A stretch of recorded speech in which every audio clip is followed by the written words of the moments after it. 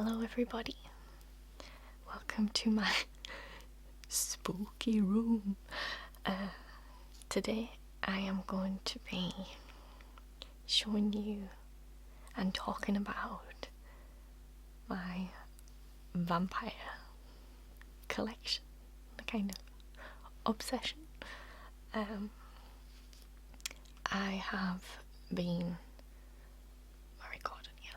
I have been totally obsessed with vampires since I was 6 or 7 years old. I'm not sure how it started.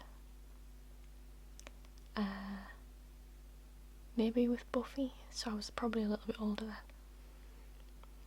But yeah, so I'm going to talk about some books that I've got and recommend some if you're into vampire stories and things. I've also got some films and TV shows to talk about and just some facts and things, so I thought it would be fun for October to do this kind of thing. Before I start, my jumper is from New Look like 5 years ago, and my lipstick is NYX matte something, because I knew I was going to get questions about those. So, first of all, I've got this tiny little book, and it says the guy's name is Nigel Suckling.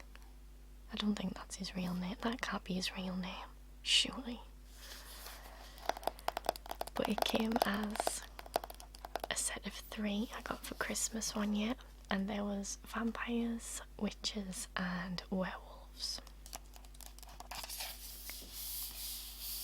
So this is the vampires one, and they're kind of little fact books about different legends and things that have happened.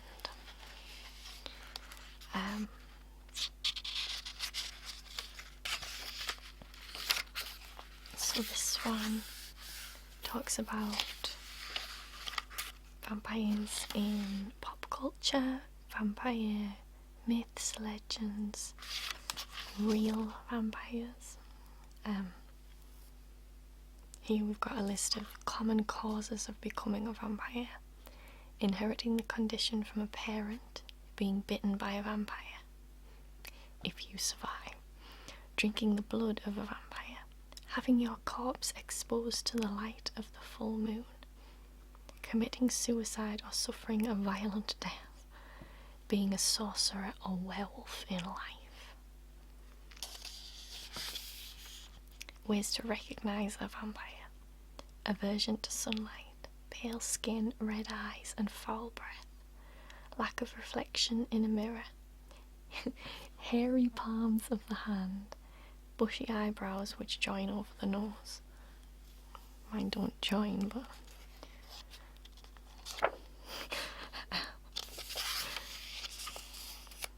in Bulgaria, vampires have only one nostril. My goodness. In Poland, they have a sharp point like a bee's sting on the tip of their tongues. Small finger-sized holes around the edge of its grave. Lack of decomposition in the grave. And then it tells you how to defend yourself against a vampire. Wear strings of garlic and have it draped around windows and doors. Holy water, crucifixes, rosaries, and any other, not necessarily Christian, sacred symbols, though these appear, in fiction at least, to have diminishing power these days. Possibly the wielder of such symbols has to believe in their holiness. Nailing the corpse of potential vampires to the base of their coffins with iron nails, preferably through the skull. Stuffing garlic into the mouth of a potential vampire and spreading garlic thorns and poppy seeds in and around the coffin. In Bulgaria, it was once a common practice for vampire hunters to bottle them. They would chase the vampires with a fragment of some holy icon and corner them till they had no choice but to hide in a bottle containing some human blood. Then it was sealed with a cork to which the icon was fixed.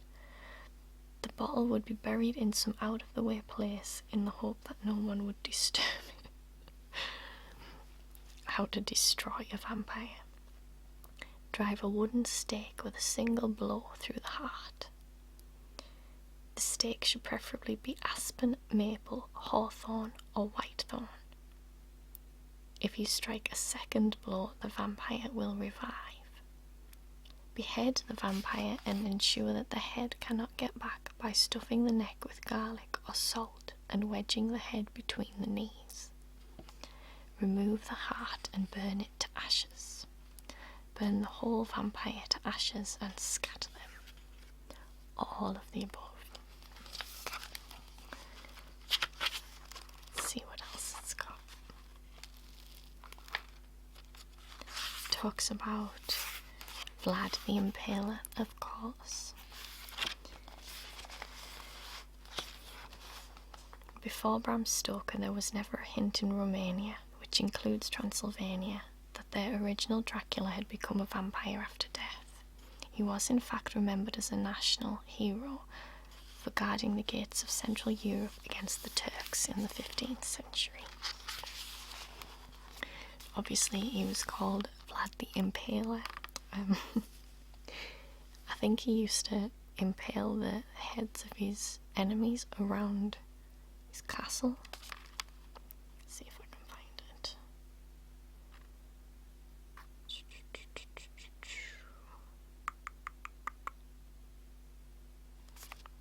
Doesn't even say.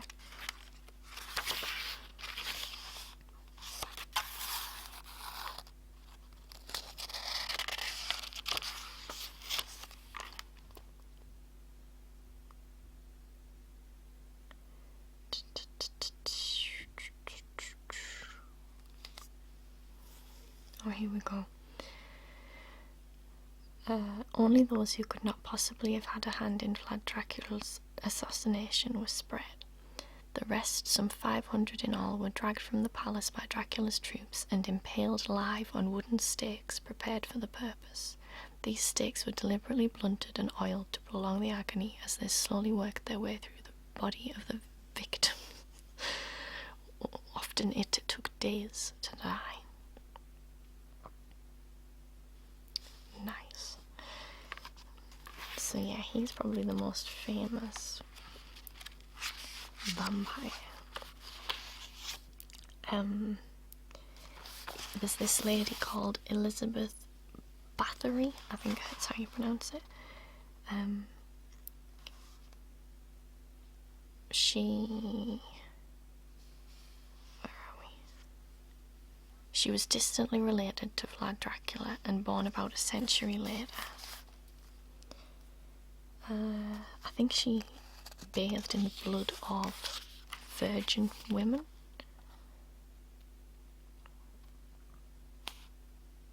She also dabbled in black magic. She thought that bathing in the girl's blood would prolong her beauty and her life. I think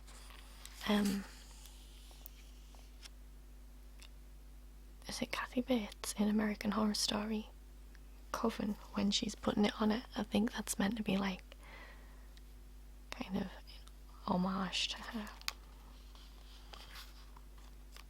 My hair is coming out.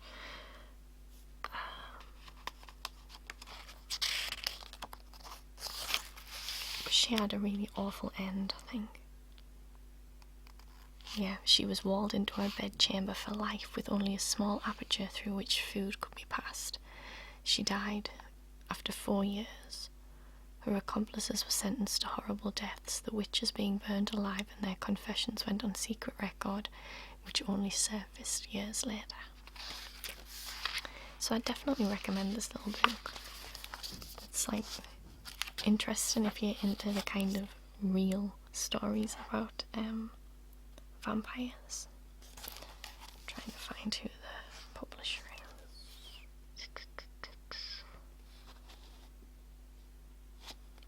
Facts, figures and fun, I think that's it.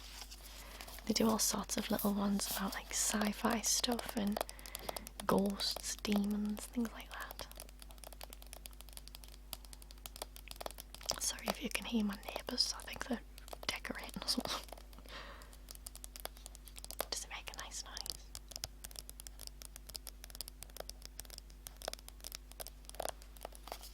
Okay, next. I don't know where to put it once I've read it. Just on the floor.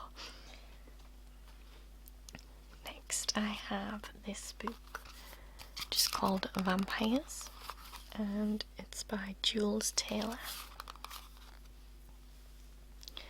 Dangerous yet irresistible, the vampire plays with our hearts as he preys on our souls. His powers to live forever, vanish like mist, fly and control minds are the stuff of legends, inspiring total devotion in his fans. Also, this one's mainly about vampires in pop culture.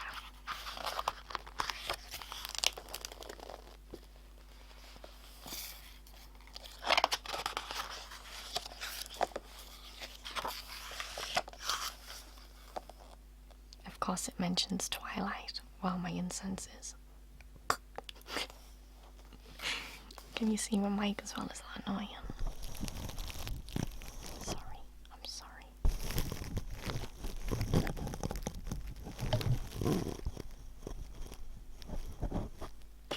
Ow. So, of course, it mentions Twilight. A lot of people, well, obviously a lot of people hate Twilight. I was one of them that absolutely loved it. I was at school and it was sweet and it was vampires, even though they were like kind of pathetic. But I enjoyed the books. I really enjoyed it, and going to the pictures to see the first Twilight was probably one of the best cinema experiences I've ever had, because everybody was like cheering and stuff. It was fun. So you can't mention vampires in pop culture without mentioning Twilight, because it brought them kind of back into the limelight.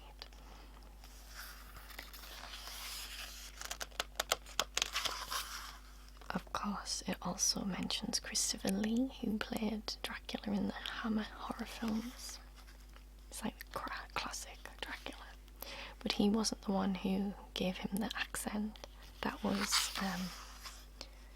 it Boris Karloff, I believe? He gave the whole "I want to suck your blood" kind of thing. So it talks about characteristics: no reflection, hypnotizing, can control animals, supernaturally fast healing. And the first vampire on screen was Nosferatu. It came out in 1922, and it was a silent film. It's actually worth a watch, even if just for like comedic value. And it was clearly based on Dracula, but like nobody ever said that.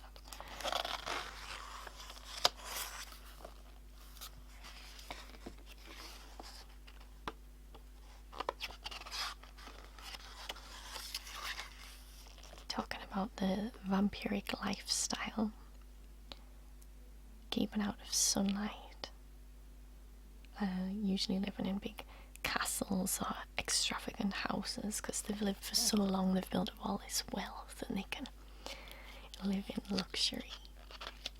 That's one thing I really liked about Twilight, was the Cullen house, how it was all glass, because they were like, this is the one place we can kind of be exposed, because it was in the middle of a forest and stuff. I'll stop talking about Twilight, because all angry people will stop coming.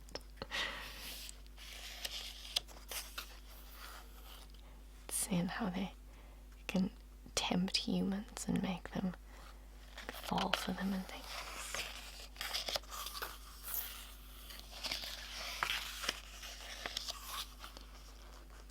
And then it's got some information about real cases that were mentioned where people thought they were vampires. So we've got the Rhode Island vampire.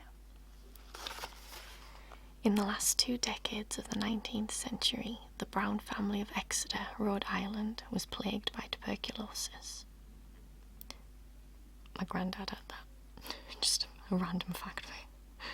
The horrible, incurable at the time and usually fatal disease could kill slowly and tortuously over years, or it could be quick, taking only a few weeks.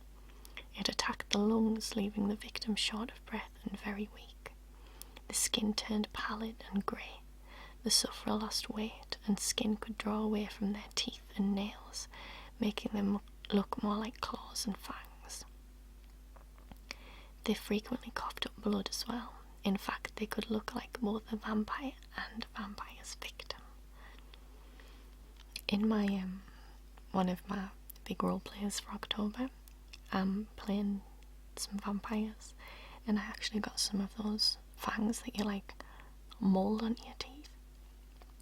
But I have really small teeth, and they wouldn't fit on. They were too big for my teeth. So I just had to go with my actual real life fangs.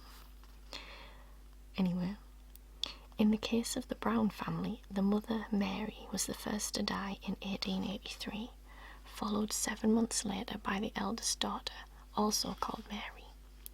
The only son, Edwin, contracted the disease 2 years later and was sent to live in Colorado, in the vain hope that the dry air would help. In 1891 he came home to die. In the meantime, his sister Mercy also contracted the disease and died soon afterwards. Wow, got no luck this family. Friends and neighbours suspected that the family's problems were being caused by a vampire, and the bodies were exhumed. The two Marys' bodies had decomposed, but Mercy seemed freshly interred, and when her body was cut open, liquid blood was present in her heart and liver. Her heart was cut out and burned, and the ashes mixed with water and given to Edwin to drink. Naturally, this was to no avail. The poor young man died a couple of months later. It's generally agreed that Mercy wasn't a vampire. She had died in the winter, and her body stored in a crypt until the ground had unfrozen enough for her to be buried, which effectively meant she'd spent the time since her death in a primitive freezer, which preserved her body. However, the event caused widespread interest at the time, and supports the idea that a vampire can be the scapegoat for any natural illness that can befall a living human. At least in this case, the suspect was already dead.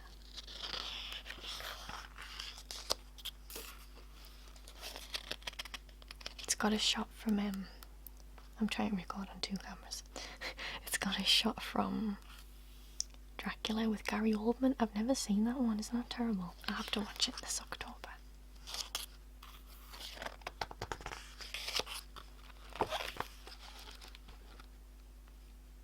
Talking about Vlad the Impaler again with a lovely image. Nosferatu. Bela Lugosi. After Max Schreck's portrayal of the Dracula figure in Nosferatu, the next noteworthy depiction of the master vampire Dracula was Bela Lugosi in 1931. He gave him the suave, exotic nobleman kind of aura, rather than just the monster.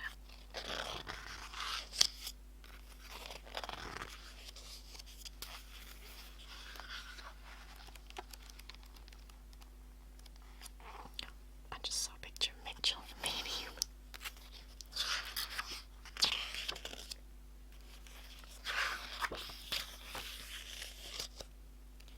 Vampires and werewolves. Werewolves are often depicted as like the vampire's worst enemy. And here we have Mitchell. You see him better on that one. It's Mitchell from Being Human. The British show Being Human is really good. At least the first kind of few seasons. When they changed up the characters, I didn't like it, but some really great werewolf transformations in it, and really awesome vampire storylines.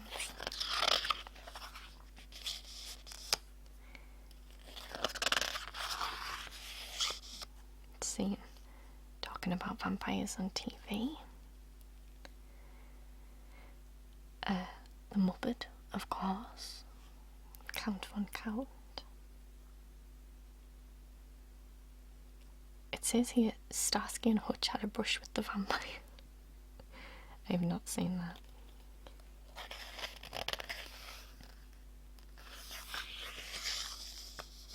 The Munsters, the Addams Family.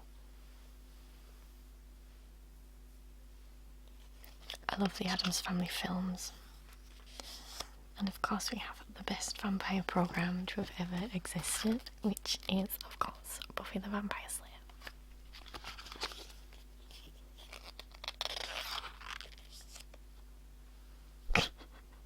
My spooky atmosphere is backfiring on me.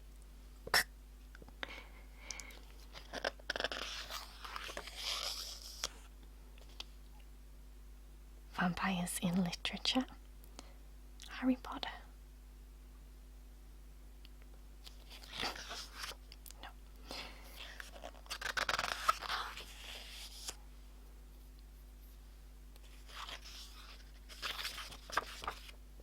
I need to change this so it's not facing direct outside. There we go.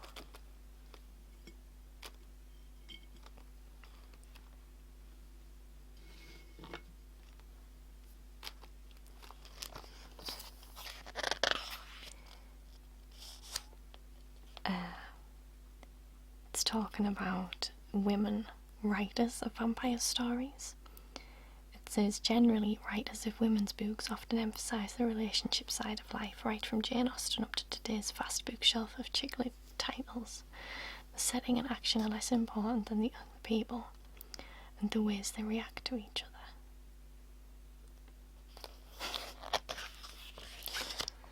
Let's not talk about that because that just makes me angry. Dracula Movies. Nosferatu. Dracula. Horror of Dracula. There's so many different Dracula films.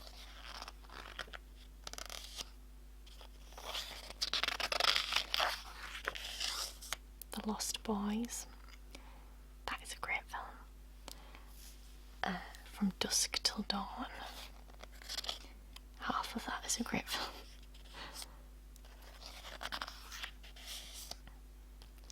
Interview with the Vampire with Brad Pitt and Tom Cruise and a tiny little Kirsten Dunst.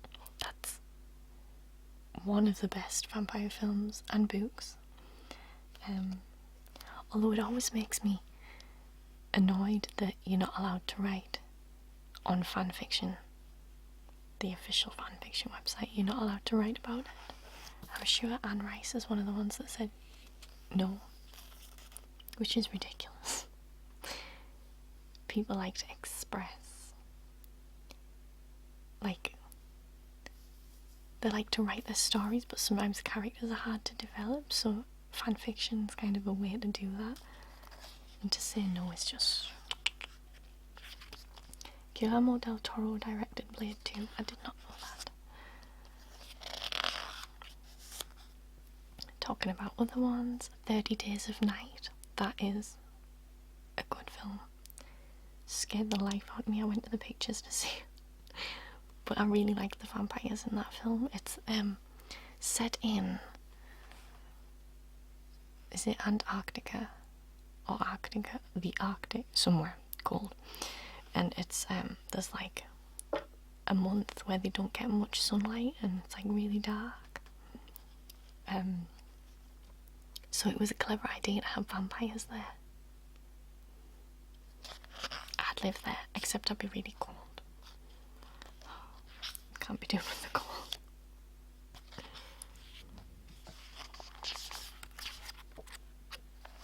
Oh, there's a lovely picture of Van Helsing, the Hugh Jackman film. I love that film. Don't tell anybody, but it's one of my favourites.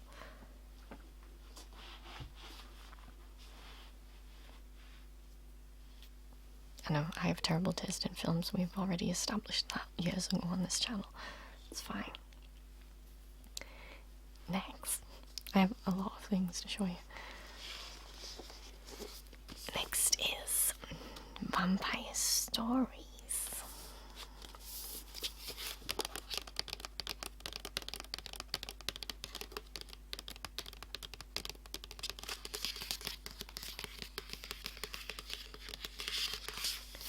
So this is a collection of kind of short stories about vampires.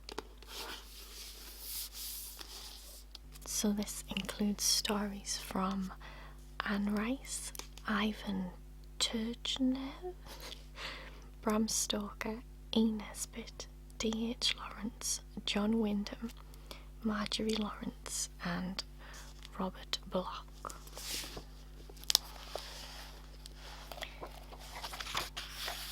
And my other camera died, so you're gonna have to just do with this one, I'm afraid.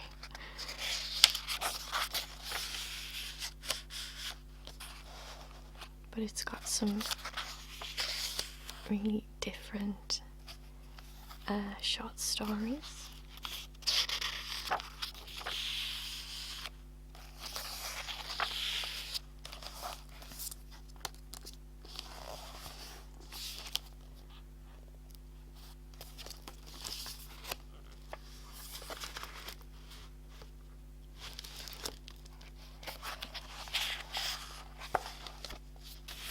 Vampires Limited, this one's got some like more modern ones as well as old ones.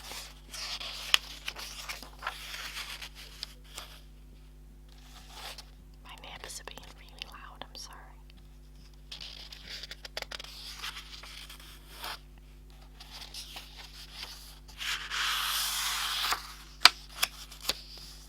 Think how sad it must be to thirst always for a scorned elixir, the salt of quotidian blood.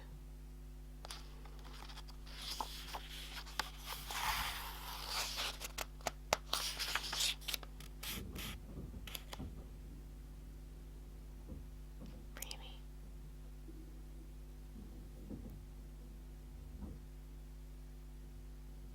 Sounds like someone's in my loft.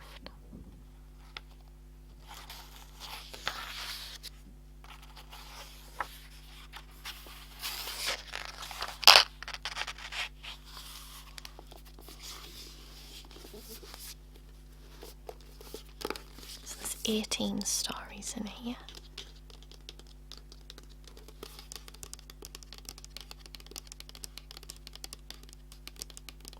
Sounds like rain.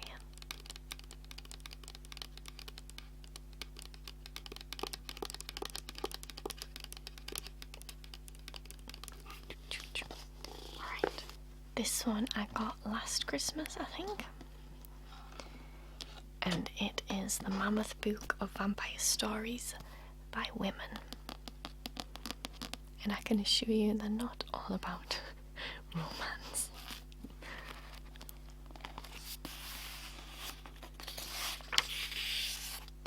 I've read a few, and the ones that I read were really good. Like, they're just short stories, but they were really gripping.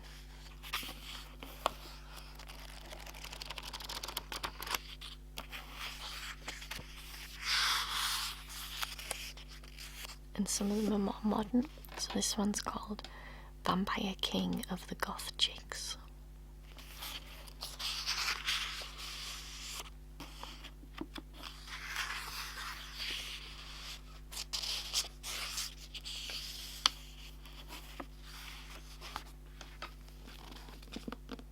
Prepare to arm yourself with garlic, silver bullets, and a stake. Featuring the only vampire short story written by Anne Rice, the undisputed queen of vampire literature, and boasting an autobiographical introduction and original tale by Ingrid Pitt, the star of Hammer Films' The Vampire Lovers and Countess Dracula.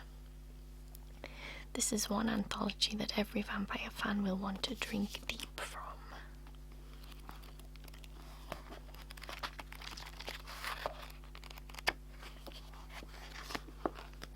And there's a lot of stories, like, look how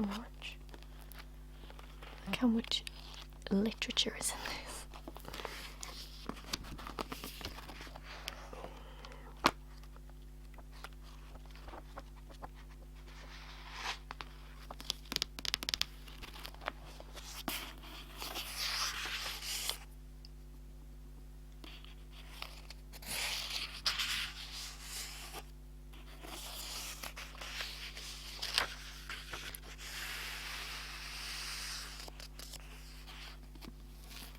don't know if it says how many. 35.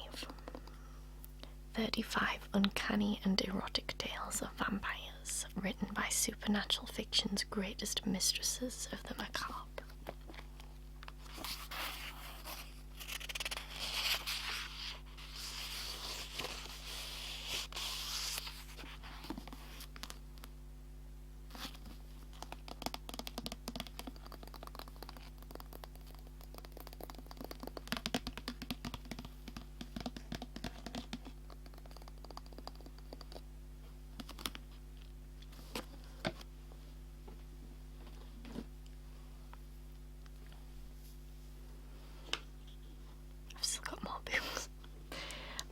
This one is just called Vampires,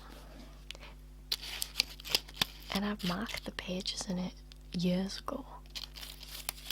I don't know why.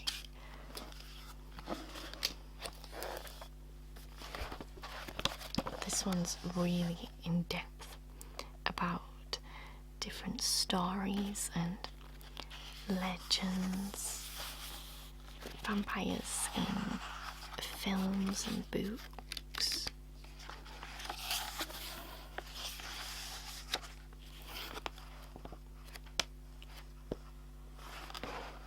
I've marked a page here because it's talking about I Am Legend, which is my favourite book.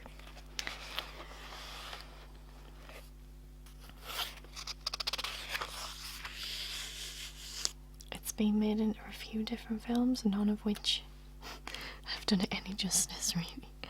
I think the first one was Omega Man, and The Last Man on Earth. Or maybe, which one was first? Oh, The Last Man on Earth was first, then the Omega Man. And obviously there's the one with Will Smith, which was not very cool.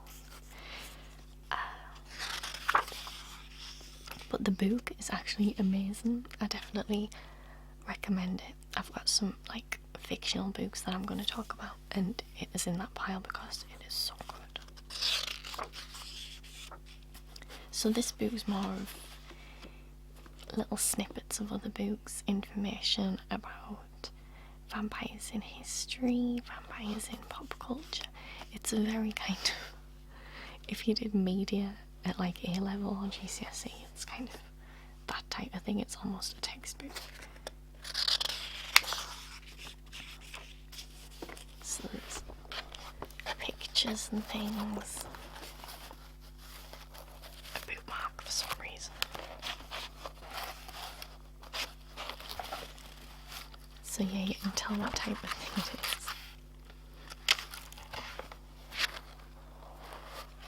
But I find it really interesting because I'm a weirdo.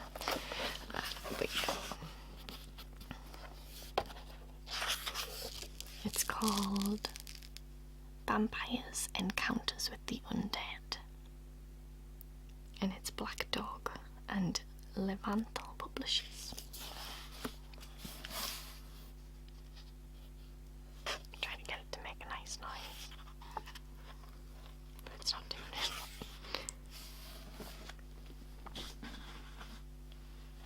The last kind of big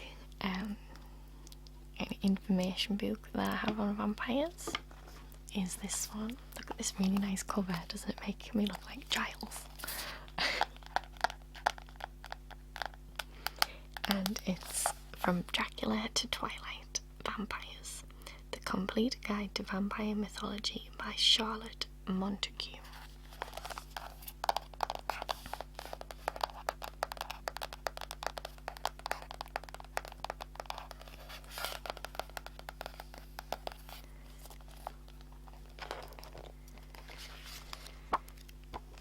This is a really gorgeous book. Look how it's set out. It's as if it's like a diary of a demonologist or something. Bats. I love bats, they're so cute. So it talks about vampirism.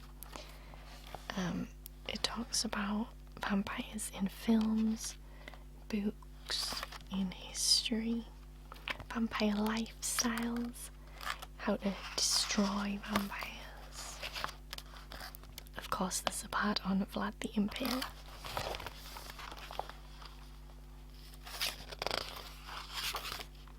Vlad the Impaler is thought to have been born in the city of Sighisoara. I'm sure that's exactly how he said it, which is now in Romania, but in those days was part of Transylvania. He was the second son of a Wallachian prince, Vlad Dracula, who was living there in exile from his native land at the time.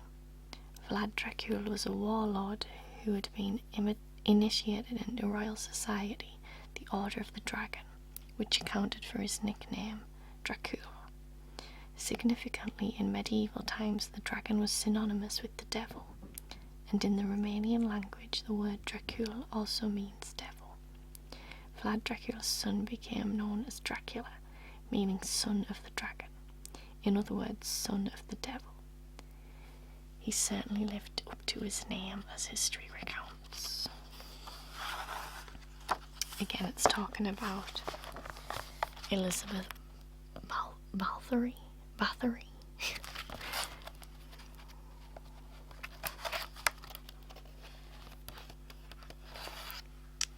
really don't want to set myself on fire. Varney the Vampire, or the Feast of Blood.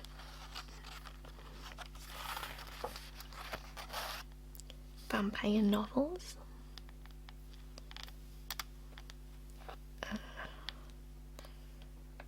All sorts. Salem's Lot is the Stephen King one about vampires. I wasn't that struck on it, but it still had the really great atmosphere that all Stephen King books have, so I still enjoyed it. There's Shovel Face. I'm determined to send on mine. And then Vampire Movies.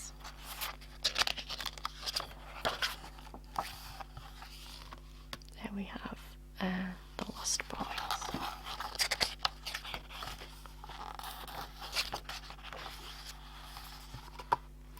Talking a bit about vampires in music, so like Alice Cooper, Marilyn Manson kind of imagery, Ozzy Osbourne. And then it's got a glossary of terms at the back in case you want to know what everything means.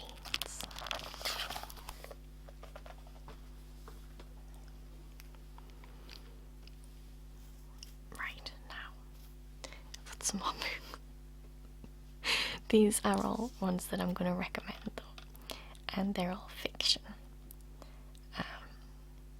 So yeah, still all about vampires. This is the sequel. I couldn't find where the first one was, but the first one is called The Strain, and it's got a series out, which I haven't started watching, but I'm going to start watching this week. And it's written by Guillermo del Toro, who is the guy behind like Pan's Labyrinth and Hellboy and things, and Chuck Hogan. So on the back it says, "Praise for the strain.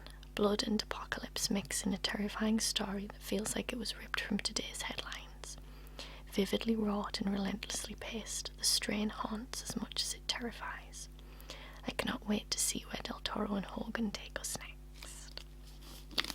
So this is the sequel, and it's called The Fall.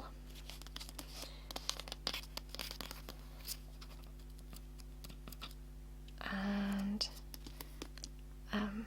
an entertaining mix of action blockbuster and vampire myth, with Del Toro's talent for creating fantastical, macabre characters shining through.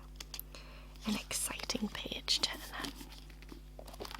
I haven't read this one yet, but The Strain was really good. Definitely recommend if you want more of a a modern vampire tale, but that still has some of the kind of classic undertones.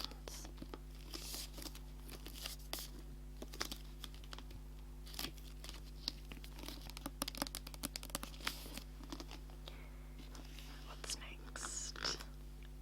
My hair's tickling my face. Next are these two books by Scott Westerfeld.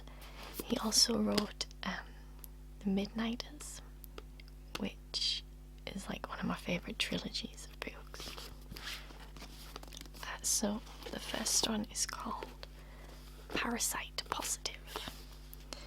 1 year ago, Cal Thompson was a college freshman, more interested in meeting girls and partying in New York City than in attending class. Then he met a girl called Morgan. They had a fun night together and she passed down a parasite that turns people into ravenous vampires. You know how it goes. Cal himself is only a carrier, but he's infected the girlfriends he's had since Morgan, and it's now his job to hunt them down before they can create even more of their kind. I really like this book. So again, it's like a modern take on the vampire, but really fun. The characters, you can really get involved with them. This is the second one, I think. Yes, this is the second one. It's called The Last Days. Something evil is bubbling under New York. People are going crazy and vampires stalk the streets. For Pearl, Moz and Zala, life goes on and all that matters is their new band. As the city reels under a mysterious epidemic, the three combine their talents with a vampire lead singer and a drummer whose fractured mind can see the coming darkness. Will their music stave off the growing danger or summon it? Oh no. Not as good as the first one, but still really enjoyable, especially for like younger kind of teenagers. These are like YA novels basically. But they're great. Next, of course, I couldn't make a vampire video without mentioning Buffy, the greatest vampires. Behind this cloth is like a good 40 Buffy books. These all came to kind of go with the series, but this is my favourite one. As you can see, it's well read. I read it in the bath. It's called Immortal. I think this one's more about a demon, but there's still vampires. During a routine slaying, Buffy encounters a vampire named Veronique, who knows the Slayer's name and can anticipate her attack. One who doesn't have the proper respect for Mr. Pointy. That's Buffy's stake. One who cannot die. If slain, she will reincarnate in a new body. An invincible demon is the last thing Buffy needs right now. Joyce Summers is about to undergo a serious operation, calling up all of her daughter's fears about her own mortality. Angel wants to comfort Buffy, but her mother's crisis underscores the difference between them. He will live forever, while she will grow old or die young. Torn between her duties as a daughter and as the chosen one, Buffy needs the support of her friends to help her solve a rash of grave robberies, head off an influx of new vampires, and take Veronique down once and for all. For Veronique is on a mission to bring about the unification of her masters, the triumvirate into one all-powerful demon that will drink the blood of the last man on earth, or woman.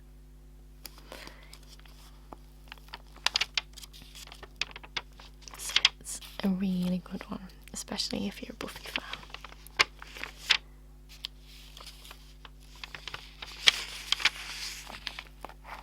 And it's very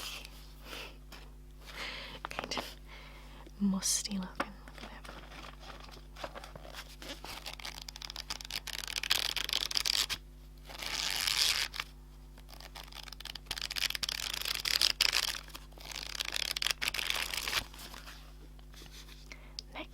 is my favourite one, which is I Am Legend. It's not a very big book. Yeah, the last page is amazing, and it makes much more sense than the films, trust me, so I definitely recommend this one. The last man on Earth is not alone. Robert Neville may well be the only survivor of an incurable plague that has mutated every other man, woman and child into bloodthirsty nocturnal creatures who are determined to destroy him. By day he scavenges for food and supplies, desperate to find any other survivors who might be out there. But all the while the infected lurk in the shadows, watching his every move, waiting for him to make a mistake. And it doesn't end how you think it'll end. That's all I'm going to say. I'm not going to give you any spoilers. Go read this book. It's so good, so good. The final book that I have to recommend is obviously Dracula.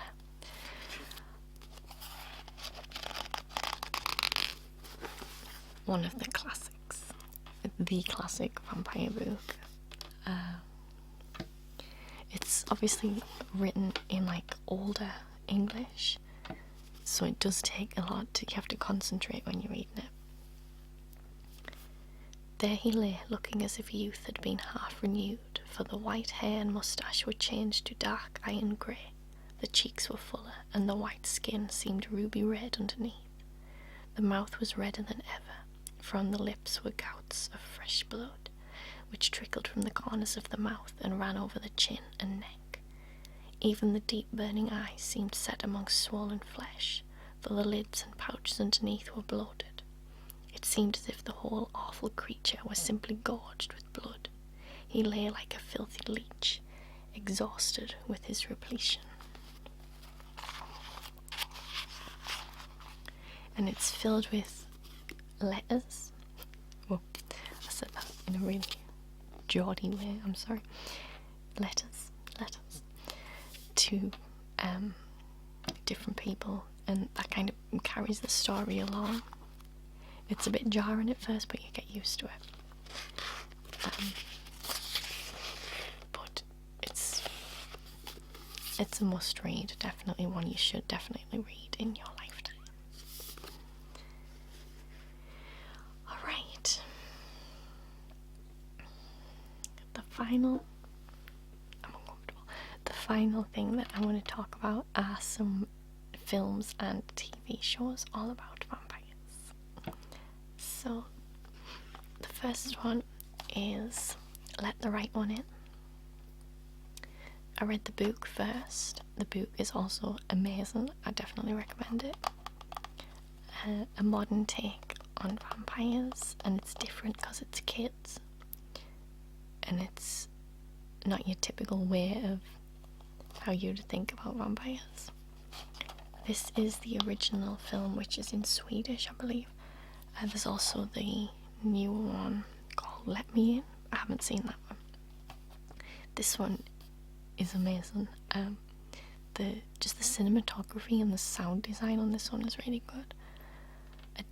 As delicate, haunting and poetic a film as you're ever bound to see. That's by Guillermo del Toro. 12-year-old Oscar is an outsider, struggling to fit in at school and left alone to fend for himself at home whilst his mother works nights. One evening he meets the mysterious Ellie. As a sweet romance blossoms between them, Oscar learns to overcome his tormentors and discovers Ellie's dark secret and the connections to the gruesome events occurring across town. Together they must help Ellie be gone and live, or stay and die. Brutal, bloody and tender, Let the Right One In weaves friendship, rejection and loyalty into a disturbing and darkly atmospheric, yet poetic and unexpectedly tender tableau of adolescence. So yeah. There are some quite disturbing scenes, so I mean, it's a 15, but I would say there's some scenes that are quite scary, so if you're really not into that kind of gore aspect, I wouldn't recommend it. But otherwise, it's a brilliant vampire flick. Next, I've only seen like a season and a half or something of this, but I need to get back into it because it was so good. And it is the Vampire Diaries.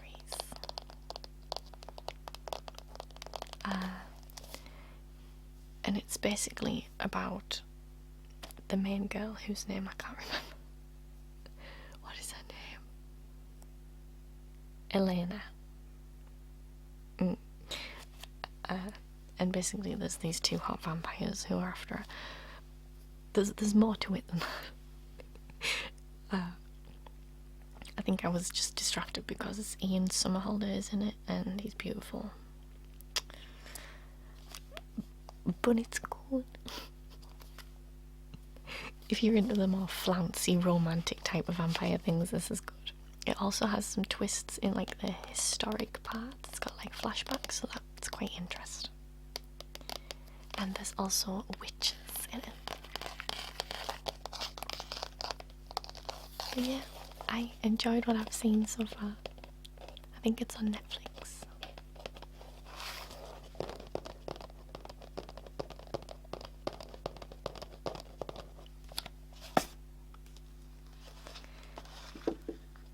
Moving on. Underworld. There's 4 Underworld films. Is there 4? I think there's 4. There's a few Underworld films now. The second one is my favourite, which is Underworld Evolution. This one is the first one. And it's Kate Beckinsale as a vampire. Let's see. For centuries, 2 races have evolved, hidden deeply within human culture. The aristocratic, sophisticated vampires and the brutal, feral lycans. To humanity, their existence is no more than a whisper of a myth, but to each other, they are the lifelong mortal rivals, sworn to wage a secret war until only one race is left standing. In the midst of this ongoing struggle, a vampire warrior, Selene, discovers a lycan plot, a secret that has terrifying repercussions for both tribes. A plot to awaken a new, invincible species of predator that combines the strengths of both creatures and the weaknesses of neither. Yeah, the vampires in this, you'll want to be a vampire when you've seen this. She's on my want to cosplay list. Oh, it's so good. It's guns and vampires and werewolves and leather clothing and Kate Beckinsale. I mean, what more could you want, really? It's a very cool film. Yeah, definitely watch this one. It's extremely good. It's quite old now. When was this brought out?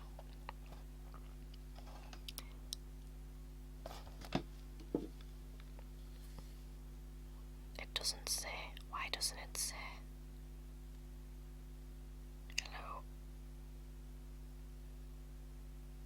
I can't see when it was made.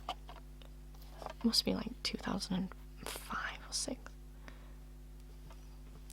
Anyway, it's good.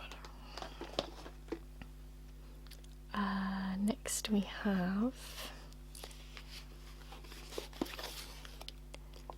Buffy. Obviously I was going to talk about Buffy. The best, in my opinion, the best vampire program ever.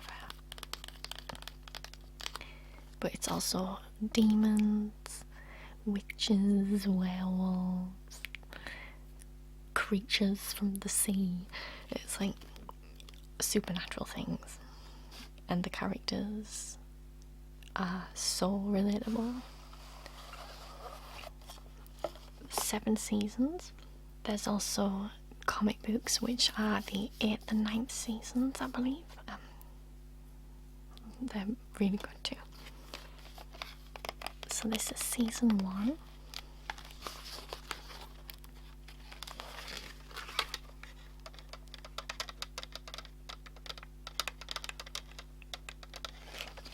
There's some amazing episodes in season 1. Let me think. I, Robot You, Jane is amazing. Witch is also great.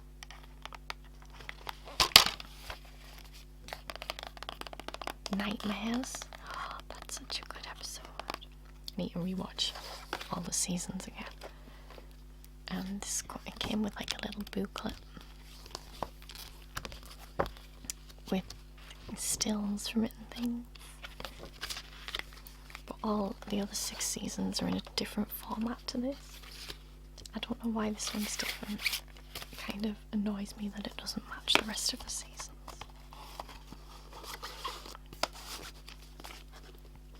See, all the other seasons look like this.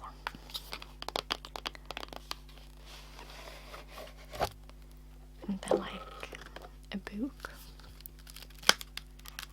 Do you see?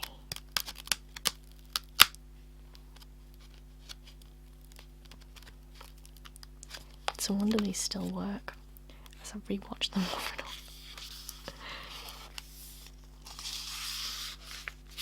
Halloween is a great episode. The people turn into their costumes, so that's really cool.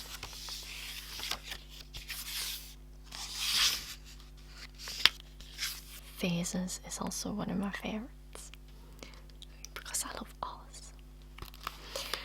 Okay, but yeah, if you're a vampire fan, and I know a lot of people who watch my channel are a bit younger, so you've probably missed the Buffy phase, but if you can find it on like Netflix or something, I'd recommend it.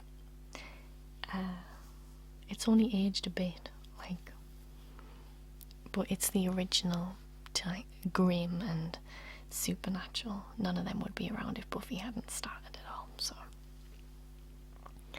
then there was also a sequel. No, yeah, kind of a sequel. I think it started in Buffy season 4, and it's Angel. So it revolves around the vampire Angel, who is from Buffy. There's 5 seasons.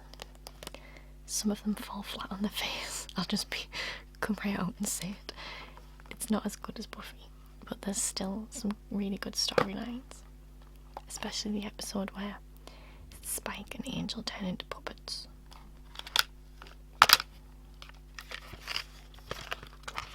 So this is the discs. People probably don't even buy like box sets of DVDs anymore, do they? God, I'm so old.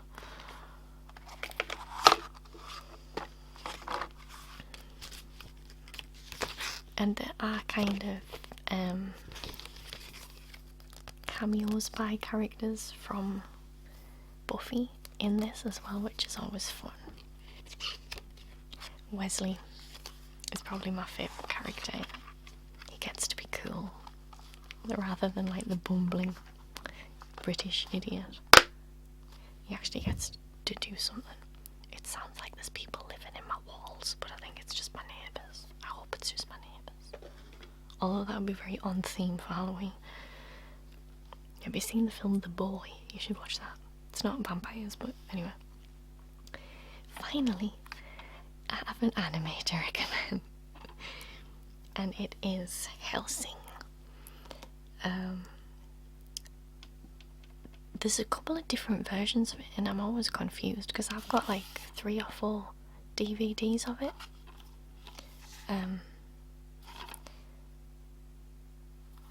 But then there's like a series which is slightly different. Anyway, it's about this guy who's a vampire. Vampires exist, and for over a century a secret organisation known as Helsing has been secretly protecting the British Empire from the undead freaks.